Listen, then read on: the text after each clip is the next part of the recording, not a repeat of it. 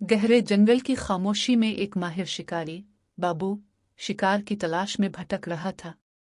अचानक इसकी नजर एक इंसानी खोपड़ी पर पड़ी। तजस्सुस से भरपूर उसने पूछा, तुम यहाँ कैसे पहुंचे? खोपड़ी बोली, बात करने ने मुझे यहाँ पहुंचाया।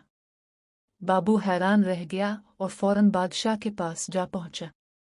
बादशाह ने इसकी बात सुनकर शक किया और हुक्म दिया, अगर खोपड़ी बोले तो इनाम मिलेगा और अगर खामोश रही तो मौत।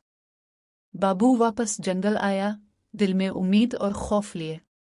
वो खोपड़ी के सामने गिड़गिड़ाया, बराहे करम कुछ तो बोलो। मगर खोपड़ी खामोश रही।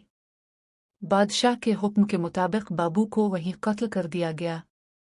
जैसे ही सिपाही चले गए, खोपड़ी ने दोबारा पूछा, तुम यहाँ कैसे पहुंचे?